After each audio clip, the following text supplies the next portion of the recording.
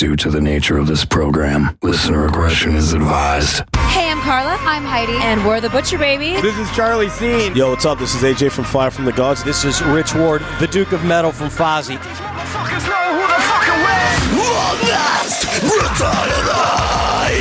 Saddam Leader from In Search of Sun. This is Beefcake the Mighty from Guam. And Postulus Maximus. Ahoy, this is Chris from Maelstrom. Yo, what's up? This is J-Dog from Hollywood Undead. Hi, this is Ash Costello from New Year's Day. This is Tommy Vex from the Bad Wolves. This is Joe from Dead. Last brutality! And I'll tell you now to stay fucking metal, yeah! Aftershock Festival. It is time. Wake up! Wake up! Everybody's going to the party, have a real good time. Monster Energy's Aftershock. October 13th and 14th at Sacramento's Discovery Park. This is Canoop and Andrew the Oud Player from VIZA. You're listening to What is Brutality? With only seconds left before the squadron begins to wane, there's a Trans-Siberian standoff, like a Mexican standoff. Judge you by the wrinkles in their uniforms, looks as if they're doing on some unicorns. It's a Trans-Siberian standoff. I mean the Trans-Siberian standoff.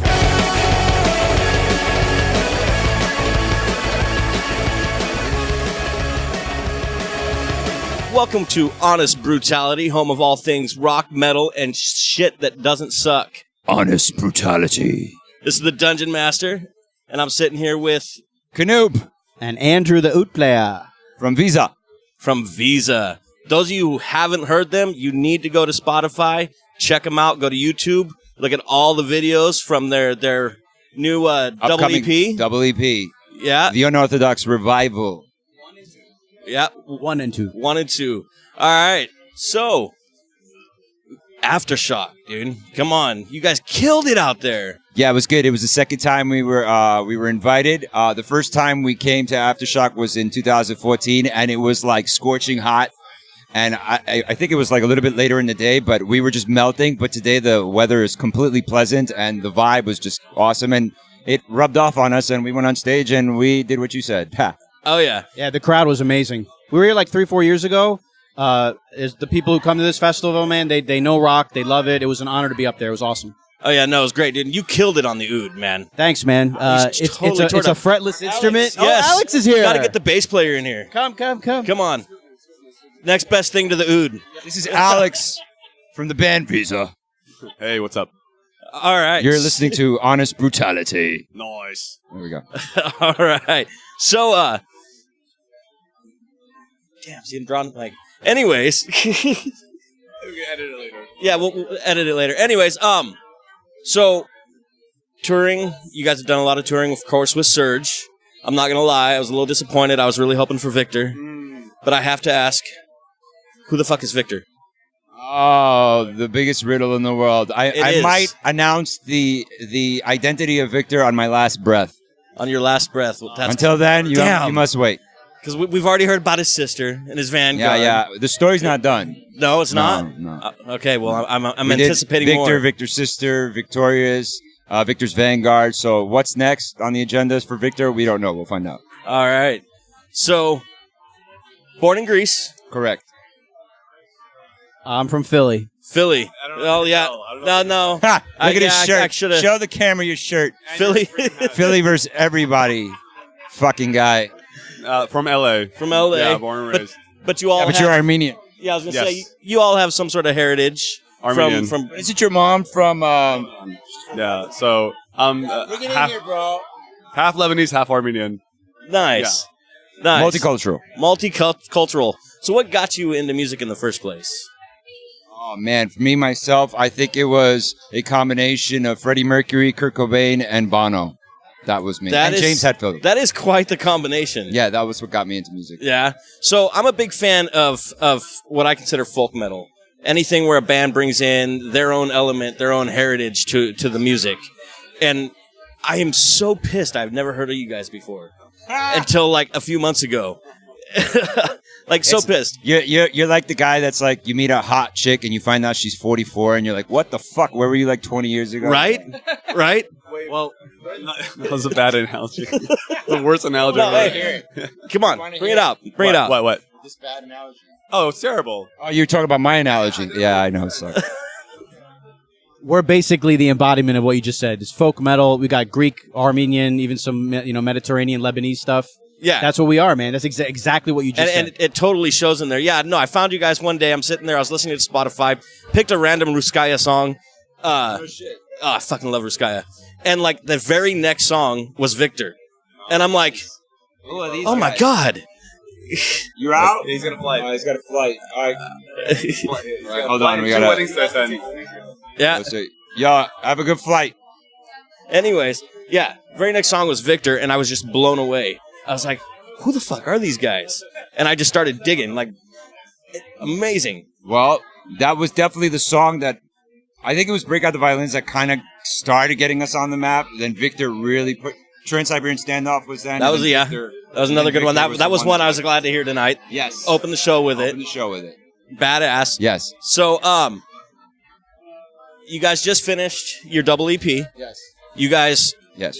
I love the way you guys did this, launching one video a month on YouTube, leading up to the launch of the EP.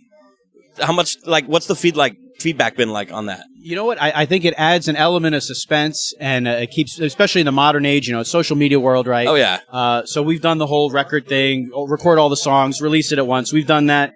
But we're trying to be, a little more engaging. And I think it's working really well because people want music, they want something new, and they want it on a regular basis and being consistent. So we do it on YouTube with releases. We get great feedback from fans.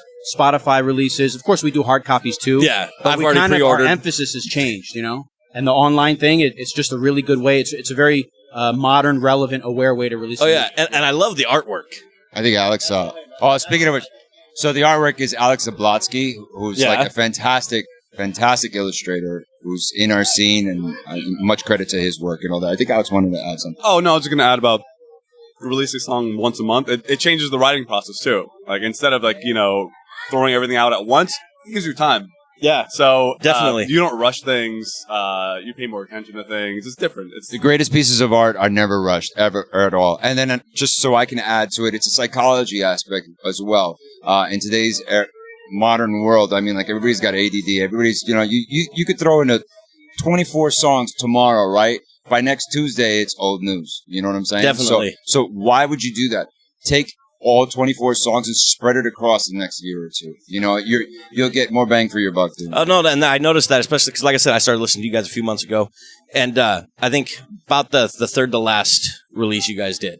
Right. And I'm reading the comments in the YouTube videos, and each time that everybody's excited, they're like, fuck yeah, you guys finally dropped it. Well, yeah, it's totally just think of it this way.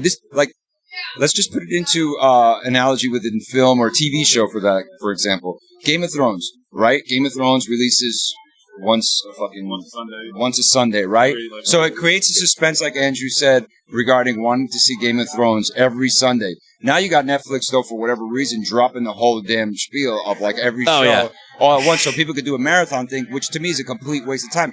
You can stretch this so long, Game of Thrones. That's one aspect. Oh yeah, well, and then with the way they're doing their next season, I don't know if it's like they're going to drop an episode a month or something like that. Great, it's smart because you drop one episode and everybody's just like fathoming at the chomping at the bit to try to see the. But next that's totally one. how it's been. That's what music should be. Music should not be just like okay, and then next Tuesday it's like. All right.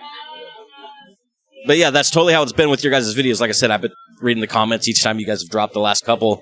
I think what's cool about the artwork is it kind of embodies what the songs are. Like when you take the music and the atmosphere and the lyrics and kind of mishmash it all together, the artwork really represents that, and we're really happy with that. Yeah, Alex was really good at taking our songs. Like, we sent him the songs, gave him a basic thesis to the song, and then he illustrated it upon listening to it, and just reactionary, which is. So it's art versus art, and that's why. I want Prince on my wall, dude. Like, it was really good stuff like that. Yeah, I mean, I love his artwork. It's awesome. I love how Knoop just keeps throwing the mic back to him, like, say something. Yeah. Say something. God damn it, you have a nose. Oh yeah, the perfect nose. The perfect nose. He does have the perfect nose. Fucking. Okay. So, where are you guys headed next from here? We're looking at doing more festivals. We're Yeah. looking at doing possibly a music video for our recent releases. We want to promote our songs. Organizing some shows in LA, looking at touring opportunity. The standard stuff that bands do. Just trying to grow the brand. Play more shows, network with more other artists, work with good management people. All the usual stuff. Yeah. Luggage full of $1 million. You're right. What was the question? What are we looking to do? Oh, next? Yeah, shows, festivals. Yeah. So Just the basics. My last question is, so how did the whole relationship with Surge come about? I know you guys did. So did you guys just get signed on a tour with him initially, or did he? Yeah, two tours. We did 2 tours with Surge, and he basically just came on board because in LA there's a huge Armenian community. Yeah, that's another thing I was going to ask about. Sense, and everybody knows everybody. Yeah. And we were doing our thing, and we were creating a little buzz.